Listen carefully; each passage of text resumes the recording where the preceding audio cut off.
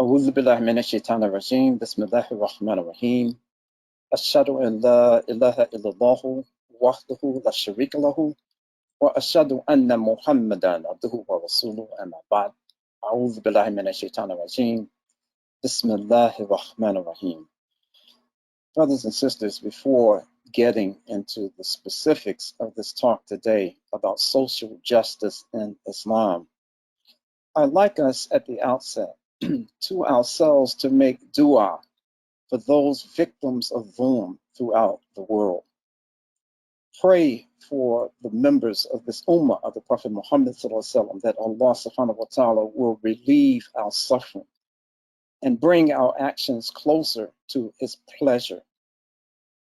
Let us remember there's so many areas where folks are suffering, but let us remember our brothers and sisters in Philistine who perhaps permanently, but more than likely just had a delay in having even more of their land occupied by the occupying force of the Israeli government.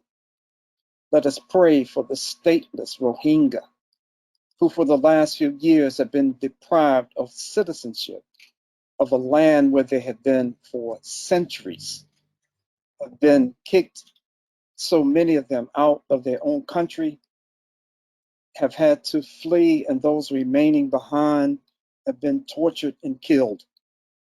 Those getting out of the country find themselves in refugee camps. Let us remember our Uyghur and other Chinese Muslims as they battle against the state of China, not the physical battle, but they battle to maintain their very lives and their existence and the existence of Islam that has been there for so many centuries in this area known as China. Let us pray and make dua for our brothers and sisters in Yemen who are experiencing perhaps one of the greatest humanitarian crises on earth at this time because of a continued bombing that this nation, this tiny nation, has suffered from, where starvation has become, unfortunately, a way of life in that land.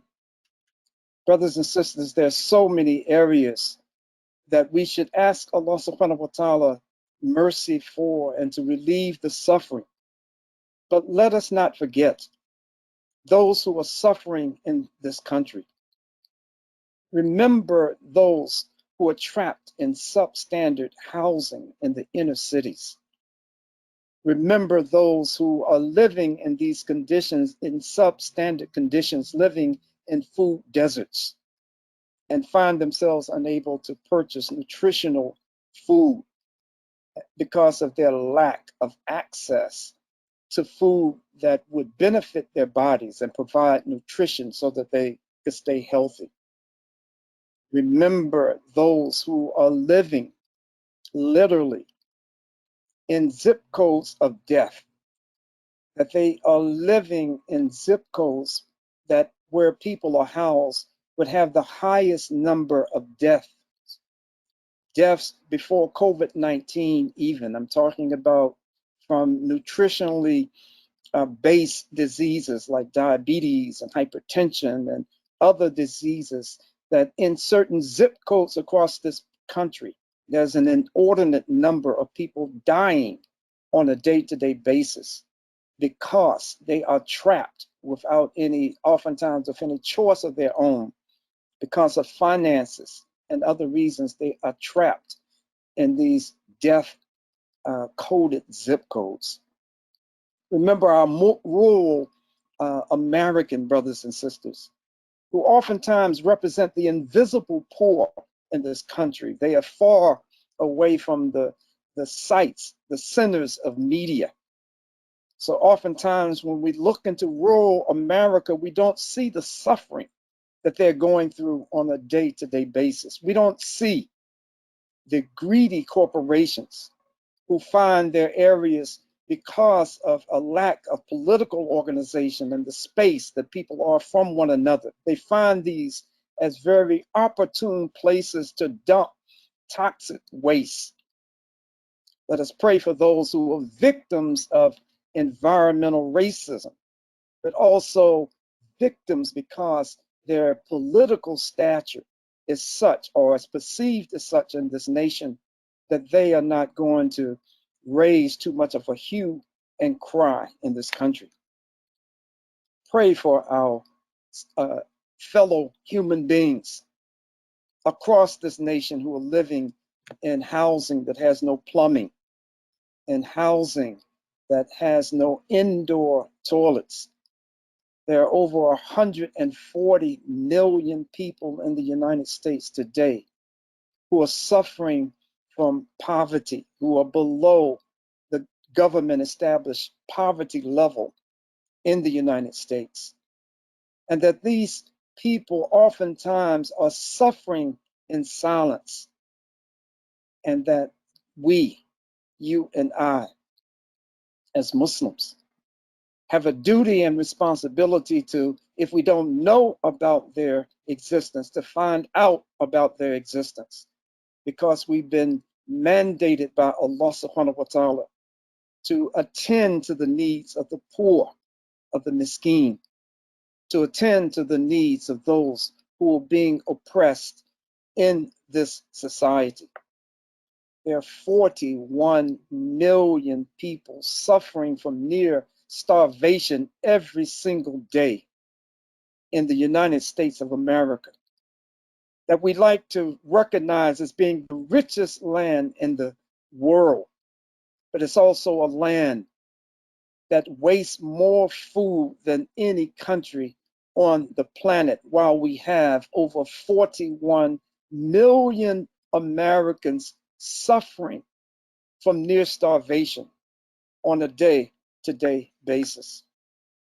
Remembering our dua, let's ask Allah subhanahu wa ta'ala to help those who are incarcerated in this country. This nation, the United States, incarcerates more individuals than any country in the world, not per capita. But there are almost 2.5 million people incarcerated in the United States, leads the world in this number of their own citizens being locked up. The overwhelming majority, in a disproportionate percentage, are those who are African American, those who are Latino.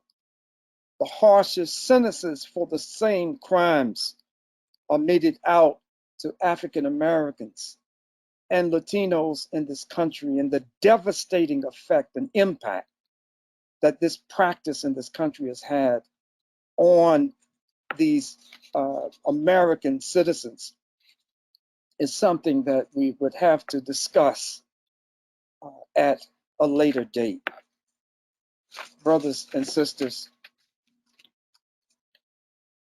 in closing on this portion of this talk, let us remember the over 600,000 people, and an ever-growing number in America today, who are homeless, who many are sleeping with their families in cars, if they're fortunate enough to even own a car, because of COVID-19 and because of the economic devastation, the number of layoffs, the number of firings that have come about in the last few months in this country because of COVID-19. The homeless population is steadily increasing without the infrastructure to absorb these ever increasing numbers. So more and more of American families find themselves sleeping in shelters, or sleeping in woods, or sleeping in their cars. So let us remember these populations in our dua today.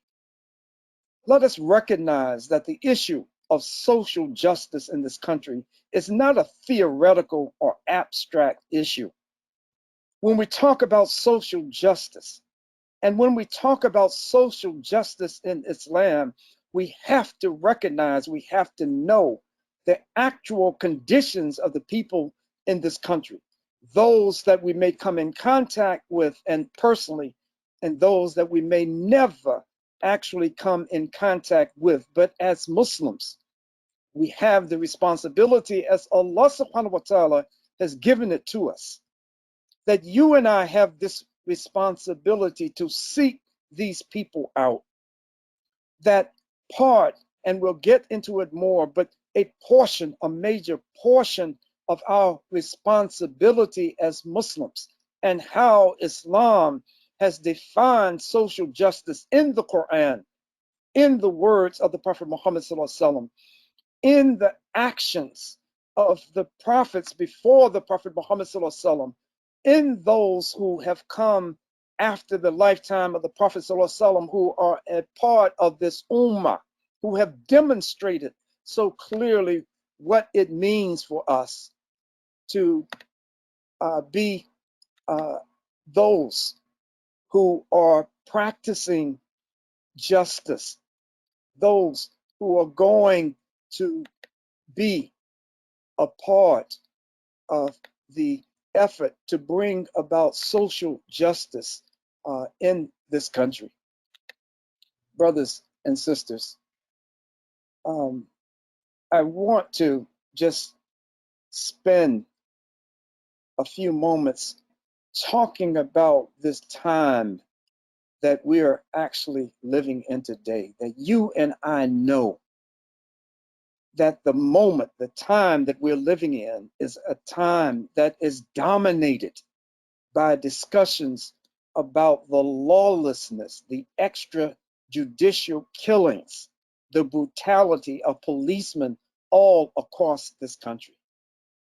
And I want to just quickly remind us that it should come as no surprise when we recognize that many of the institutions that this nation is operating under right now, like police, that they had their origin in this country in elements of oppression, like the police departments across the United States, originated from the introduction of slave patrols starting in the state of South Carolina in the early 1700s. That these slave patrols were charged with the responsibility of catching those enslaved Africans, and then subsequently African Americans, catching them after they had escaped from their condition of enslavement. And so from that genesis, from that beginning, the model for modern day policing in the United States started from that.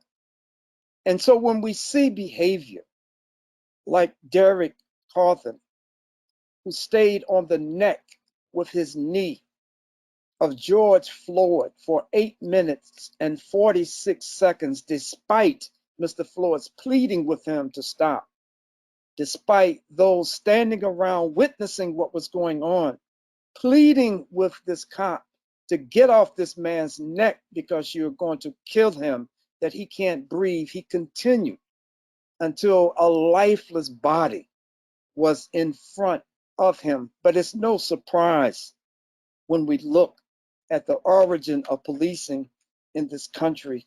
We shouldn't be surprised, but this moment has been dominated, this period of time in the United States has been dominated by acts, police acts, illegal acts that have happened against Mr. George Floyd. What happened against Breonna Taylor, a woman who was in her house, in her bed. The police come in, knock her door down, and shoot and kill this woman, this African-American woman, in her own house.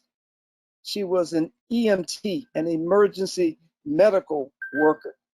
And what we find is that the police came into the house and shot her dead. We're talking about Rayshard Brooks, who was asleep in a car, in a drive-through in a Wendy's in Atlanta, Georgia.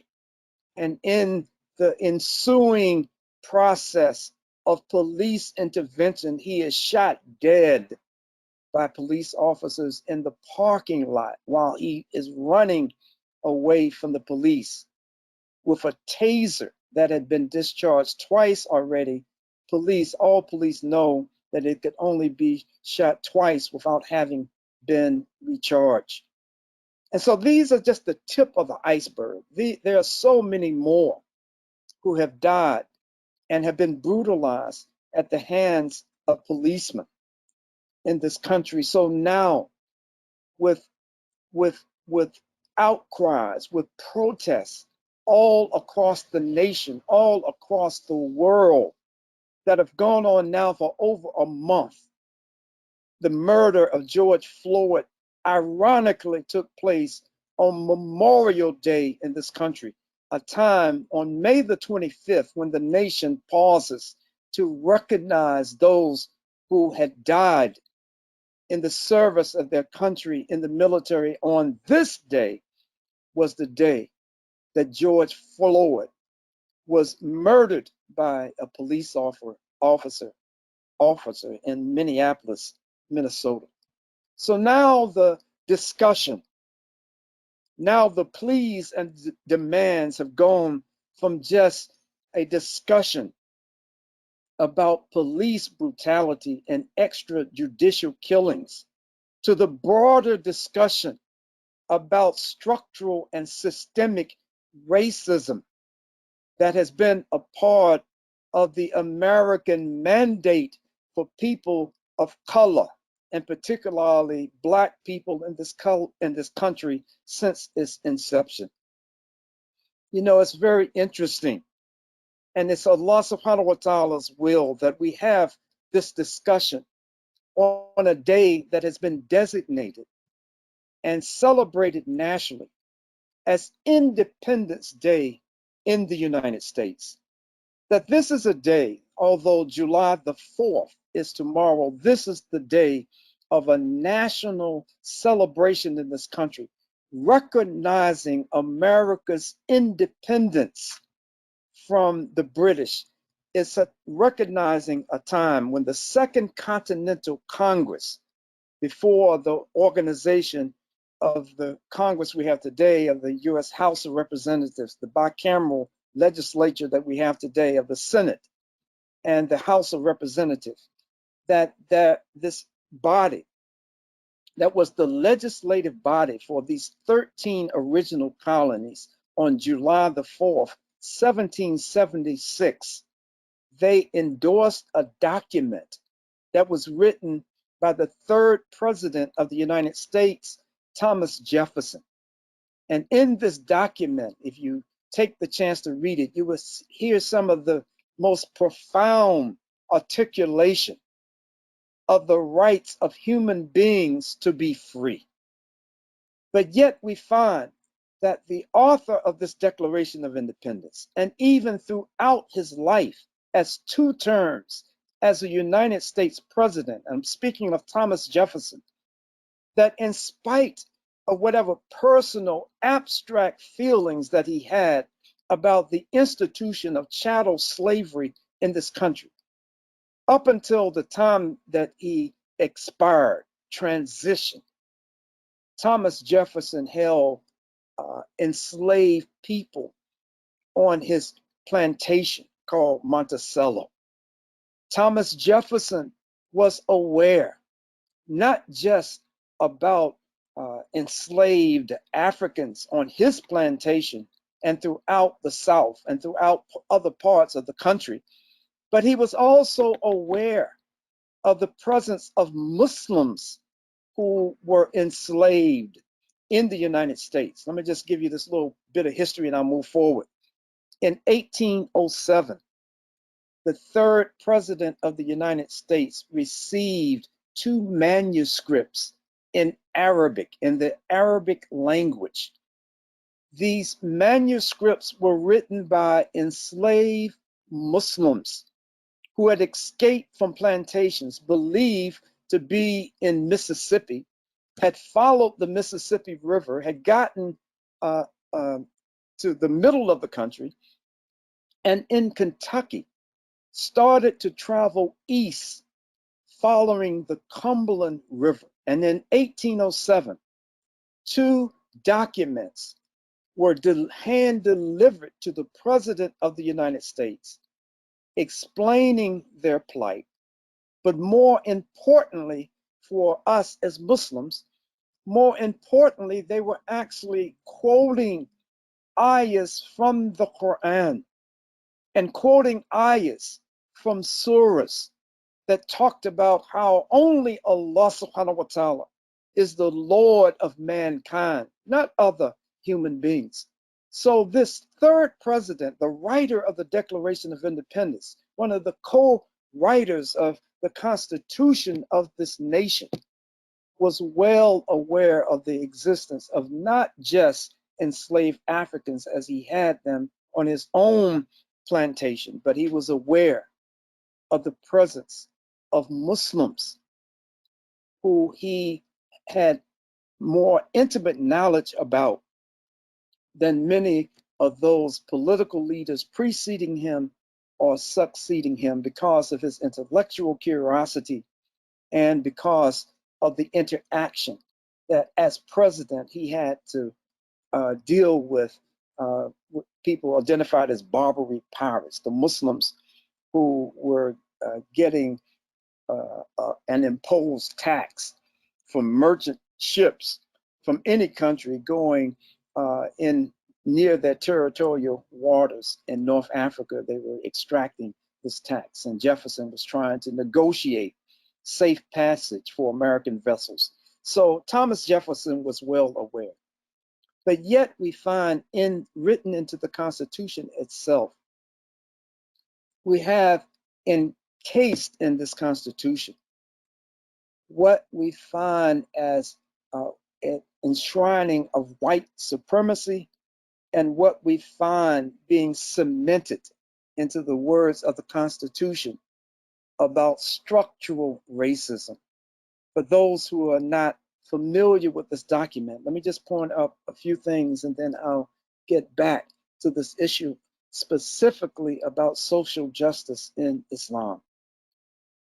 But what we find in the United States Constitution, in the very writing of this document, we find that citizenship was a racial based citizenship. It was not for everyone who was happened to be born or living in this country. It was a racial citizenship. It meant that those millions, and there were over 10 million kidnapped Africans who were brought across the Atlantic Ocean to labor for close to 400 years, even before the foundation of this, the establishment of this nation, to labor for over 400 years without any kind of recompense. That no one was being paid for their labor. So what you have is a racial-based citizenship saying that if you are descendants of African people, you are not a citizen of the United States. As a matter of fact, what was written into the Constitution, that for the purpose of voting and apportioning how many members of the House of Representatives that one would have, that African people would be counted on these plantations as 3/5 of a human being. This was to please the planters, the Southern planters, to increase their influence in the halls of Congress of the United States of America. And so this 3/5 was written into the US Constitution. The right to vote was not afforded to our citizenship, afforded to the indigenous people of this land, to the Native Americans. The right to vote was not afforded to people of African descent. The right to vote was not even afforded at that time to all white people in this country.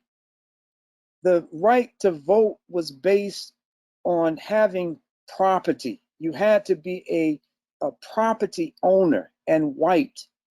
And on top of that, you had to be male, property owner and white.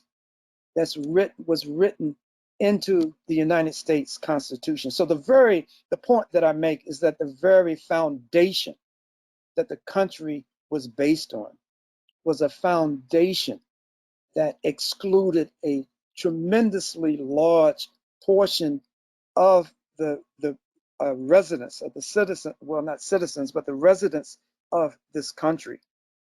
And it had particular disallowance for certain freedoms for those of African descent in this country who found themselves enslaved, and also for those who were a part of an indigenous population that only Allah subhanahu wa ta'ala knows how long the Native Americans were living in this part of the world prior to Europeans coming across the Atlantic Ocean and settling in this area called North America, and more specifically in the United States.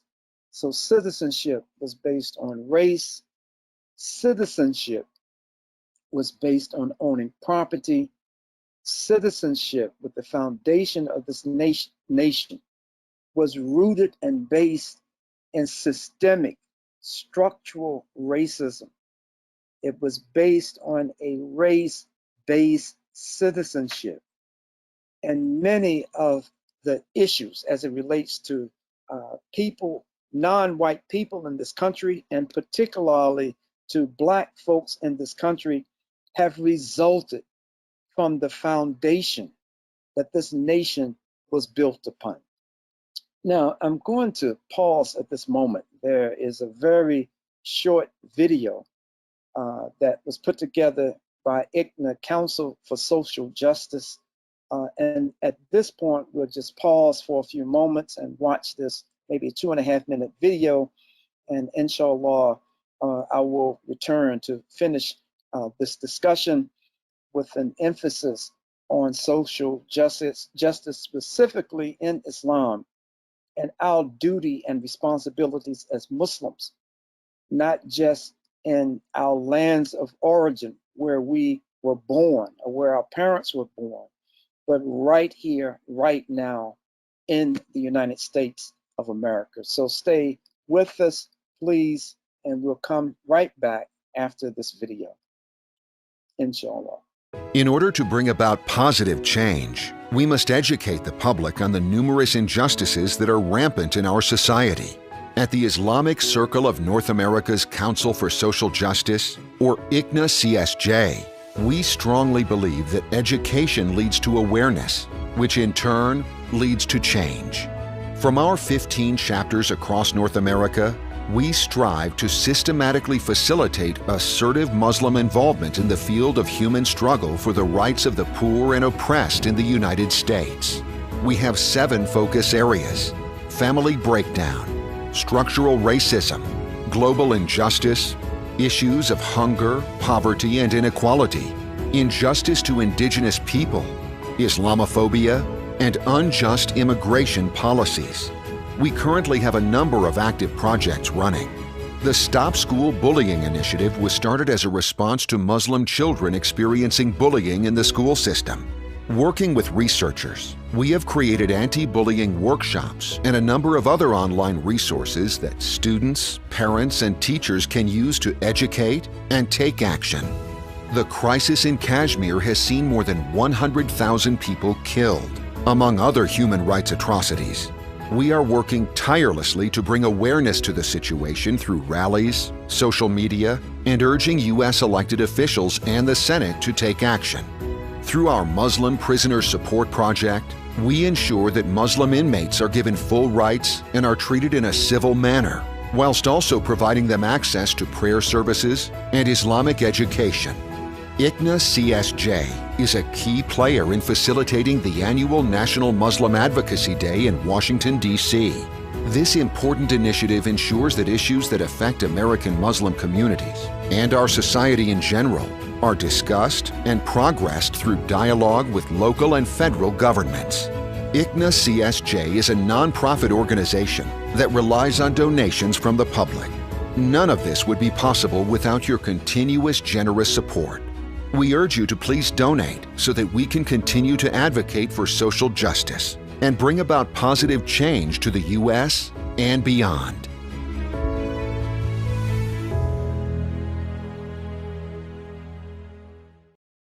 Alhamdulillah. Ahlan wa sahlan. Welcome back. We showed this particular little clip because it's an attempt on the part of the Islamic Circle in North America through ICNA CSJ to actualize, to address real issues and real problems confronting the nation of America and confronting Muslims in this country. It's not enough for us to remain abstract when we talk about the poor. We need to see who are these 140 million people in this country who are poor. We need to understand what the impact, the generational impact that these kinds of conditions, these imposed conditions, these death code, zip code areas in our country, that they are not just happenstance, that many of these communities in which people are trapped are a result of planned community, just like gated and planned communities in suburban America. When we do our research, we find that these ghettos, that these inner city, these urban death traps, by many estimations across the country, that they are by design. That's something called redlining in terms of where even people who have the resources to live in certain communities, how real estate agents and the insurance brokers and others follow an unwritten guideline, which is referred and has been referred to as redlining, to keep people out of certain areas, to keep people out of certain neighborhoods. And then if certain people are allowed in suburban neighborhoods, their numbers would not be a critical mass to cause the majority of those communities to be of ethnic, particularly to be African American or to be Latino.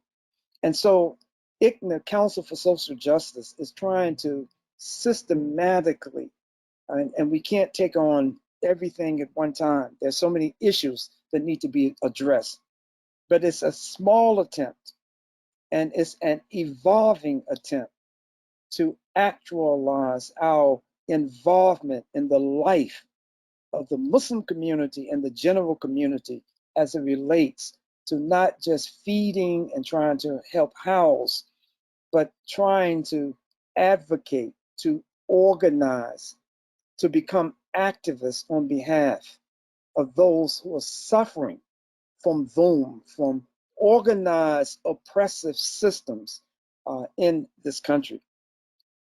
I want to just share something, and I promise that I'm going to talk specifically about what we as Muslims can do and some textual background as to how we are mandated to address the issue of social justice, no matter where we're living, no matter who that social justice may impact, no matter whose feelings may be hurt. We would never try to deliberately disparage anyone's character or their nature. But Allah subhanahu wa ta'ala has called upon us to speak a word, and the Prophet ﷺ to speak a word of truth to power, to take a stand and to be standard bearers for justice in the societies in which we live, regardless of who may be or feel that they're negatively impacted. Meaning, if taking a stand for justice means that I am going to be deprived of something material or social, then I'm obligated by Allah subhanahu wa ta'ala to take that stand. If my loved ones, if my relatives, whether it's against people who are rich or poor, this is a mandate from the Lord of the universe. And there's nothing in the Qur'an, it's nothing in the prophetic tradition of the Prophet Muhammad ﷺ that exempts our calling to task American government and those American citizens who have created and who continue to create institutions and means to just strangle the life and just wring like a wet rag the life and the spirit out of the people because of oppressive institutions that were set up. On the day recognizing the independence of the United States and those 13 original colonies, one of the greatest orators in the history of this nation was called upon to give a speech, a big, big public lecture. And we're talking about in 1852. And I want to mention that the abolitionists, because slavery in this country, in chattel slavery, was an institution that was still going strong in this nation in 1852. But one of the most renowned orators and abolitionists created in this country was a man by the name of Frederick Douglass. And Frederick Douglass was appealed to make this speech on the occasion of July the 4th. But people, the abolitionists, and Black people in particular, who were speaking against the institution of slavery, refused to make a speech or a lecture on July the 4th. So following this particular tradition, Frederick Douglass's most famous, one of his most famous lectures was given on July the 5th because abolitionists and Black folks said that, there's something about this July 4th Independence Day that's not setting right with me. We are still enslaved by other people. So we can't celebrate in the way that you celebrate. So on July the 5th, 1852, Frederick Douglass made a speech that was titled, "What to the Slave is the 4th of July." It's a very lengthy lecture, so I'll just reference a very tiny fraction of this very momentous and eloquent speech. If you get the time, go to Check Google, look at Check Google, and you'll see that, and read this speech, and you'll see that this man was a brilliant wordsmith. And he wasn't just a talker. He was someone who put his life on the line for the freedom of enslaved people in this country. And in this lecture, this famous lecture, he was saying to the white community that this 4th of July is yours. It's not mine. You may rejoice, but I must mourn. This man, Frederick Douglass, in these few words, capsulize the ambivalence that those folks who had suffered from nothing but discrimination and torture, had suffered nothing but the destruction of their culture, their being stripped of their faith, being deprived even to speak their language, to have their families divided up. The mothers have babies torn from her arms after the child is born, to be placed on some plantation, to be raised by someone else, to be an enslaved person from the beginning until they die. And if they had children, then their children would be born into this condition of enslavement. So Frederick Douglass very eloquently expressed that, wait a minute, why are you even asking me, someone who had to escape the institution of slavery in Maryland, why are you asking me to talk about Independence Day when I'm just a few years removed from being someone else's property? Now, keep in mind that there's never been a period in the United States history when people of African descent have not fought in the wars of this nation, whether we're talking about the Revolutionary War, whether we're talking about African American non-Muslims, but it's documented as well that there were Muslims who fought in the Revolutionary War, in the Civil War, and all of the wars of this nation. African American people have fought in these wars despite the ambivalence that we have justifiably had about our treatment in this nation, how it was legal on all of the federal legislation, in most of the legislation in the states across the country before 1863, that it was legal to own people of African descent, to work them to death, to treat them in any manner that you desire because they are your property. But yet, there have been African Americans and there have been Muslims of African descent who have fought in every war, every physical encounter that this nation has fought, in spite of that ambivalence.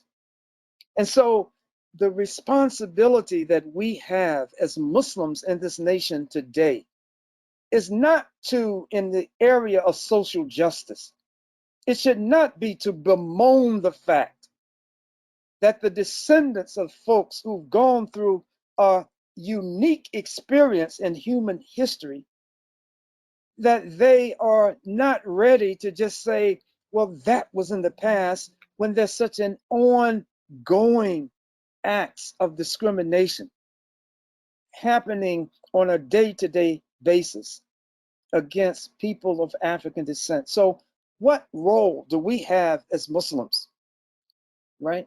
I want to ask that question, starting with myself and with every Muslim who's hearing these words today on this legal holiday of Independence Day for the United States of America. What does this day mean to us when we look at and reflect upon those classes of people that I mentioned before earlier, the statistics, some of the victims of organized organized oppression in this country? What should this day of independence mean to us? I'm not good in math, so I can't in my head figure out how many years it is, but we're talking about Frederick Douglass making this speech in 1852. And I don't want to embarrass myself, and not having calculated with my the calculate on my smartphone, I don't want to embarrass myself and give a number and my arithmetic is not correct. But up from the time of this 1852 speech until today, the systems of oppression have not changed in this nation. They have just taken perhaps a different form. And so what should this mean to us, as so many of us have remained silent in the face of these kinds of acts of oppression against people of color and Black people in particular in this country? What justification can you and I have to feel good about saying that we're following the Sunnah of the Prophet Muhammad SAW, in saying that Islam has the solution for every possible problem that we will address as individuals or as a collective?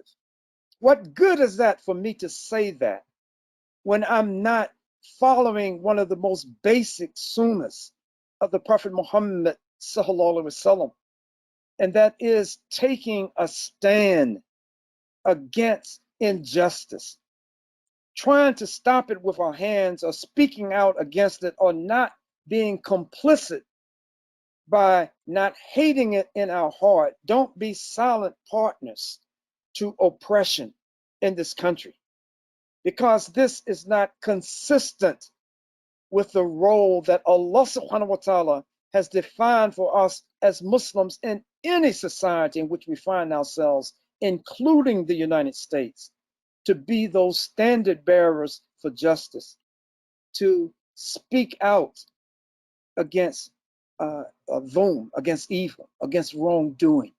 That is our divinely mandated responsibility. It's not like some just a non-believing political activist that they're doing what they're doing out of sense of personal justice. No, we have a divinely mandated responsibility to take a position, to take organized positions, to not knowingly or unknowingly in the matter of convenience. I don't want to jeopardize the lifestyle that I have. I don't want to inconvenience myself or my family for taking a stance against wrong in the society when so many people are not saying or doing anything about it.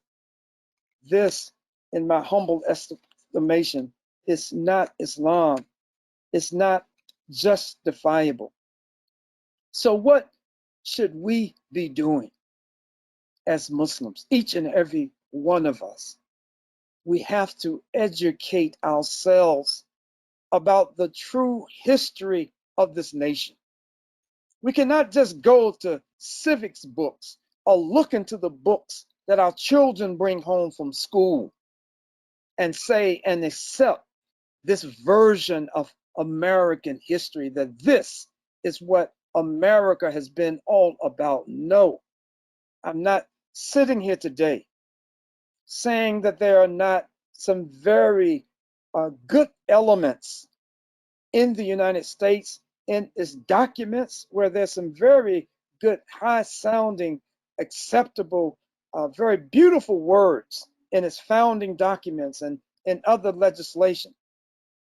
But what I am saying is that we have to have discernment as Muslims, regardless of whether or not we will personally find ourselves either ostracized or find ourselves losing favor on our jobs. Maybe we won't get that next promotion because of a position that we're taking. I'm not talking about going into the workplace and preaching to the people.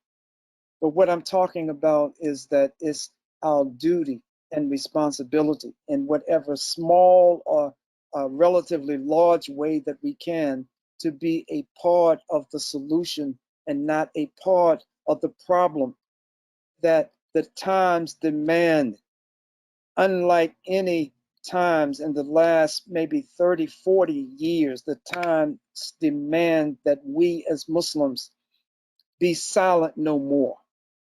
That for whatever reason we haven't spoken out, for whatever reason we haven't joined with others to address these issues that are so devastating to large segments of our society that we are a part of. I just remind myself and remind my Muslim brothers and sisters that part of our citizenship duty is to try to make this country a better nation. It's not something that is just that we should do if we get around to it, that we are mandated through the Qur'an and through the Sunnah of the Prophet Muhammad sallallahu alaihi wasallam to take and try to do everything that we can to make this country or wherever we live a nation that is better, that reaches out to all of its citizens. If it is not doing that, if it means, and I'm not trying to say for people to jeopardize today their jobs by taking positions. Maybe you work with a corporation that has a history and is known to exploit its workers financially with not providing a living wage. Let me digress just for 1 second. You know, the majority of people who are now designated as essential workers in the United States because of COVID-19 are African American and of of Latino descent. Who would have thought that before this COVID-19, that your grocery store workers, that your fast food workers, that people working in restaurants would be classified, working in poultry plants, working in slaughterhouses? Who would have thought before this virus that that working population that is so segmented by people of African descent and Latinos would have this wonderful classification as essential workers? So let's take this a step further as Muslims. Let's be a part of demanding for a living wage in this country. Let's be a part of demanding the end of redlining, restricting where people can purchase houses or rent houses, get insurance for these houses. Let us as Muslims, in this moment of time in which we live today, let us remain silent no more and take a stand and position and say we want to rid this nation of these deaf zip codes, where people who are living in these zip codes are more inclined to diseases that cause, I'm not denying Allah subhanahu wa ta'ala's qadr, but just based on the average projected, what actuaries say about how long people should live, based on these insurance actuaries, what they say, they are dying prematurely because of pre-existing conditions that cause us to be predisposed to diseases or viruses like COVID-19. If you have a pre-existing condition, and that pre-existing condition can be brought about through hereditary, or it could be just through insufficient nutritional diet and all these other things. Let us break up. Let us advocate for an end to these deaf zip codes that we find all across the nation. Brothers and sisters, the greatest dawah, the most effective dawah that I've seen in my almost 50 years of practicing Islam, the most effective dawah comes during times, some of the most intense times, some of the most demanding times, some of the times when people, like in the moment that we're living in today, are looking for, they're asking for change, they're demanding change in the society. Allah subhanahu wa ta'ala has given us Islam not just as something that we can hide and keep to ourselves. It's something that we are obligated to share with others. And we're not just obligated to share with those who are living in our immediate neighborhoods, or those who are working with us on the same jobs, but it's our responsibility to specifically and directly reach out to all segments of the society, not disregarding those who are suffering in these deaf zip codes and who are suffering from so many of the negative consequences of structural systemic racism in this country, who are suffering from the neglect that we as Muslims have not been sensitive to the needs of our hungry neighbors. When the Prophet Muhammad ﷺ was talking about neighbors, it's not limited to next door. Our neighbors in this social media environment in which we live, our neighbors in this immediate 24-hour news cycle and all of the information available to us, our neighbors are anyone that we know about their condition. This is how I'm defining neighbors in the times in which we live. So it's forbidden for us by the Prophet Muhammad SAW, if we believe, to go to bed with a full stomach, knowing that our neighbors are starving. They're part of that 41 million plus people who are going to bed near starving, and their families every day of their lives, the men, women, and children. This is forbidden for us to be so comfortable in the risk that Allah subhanahu wa ta'ala has given us that we fail to recognize and to seek out to help, not just in feeding and in housing, but as I have said before, in advocating on behalf of those who are outside of the social margins in this country.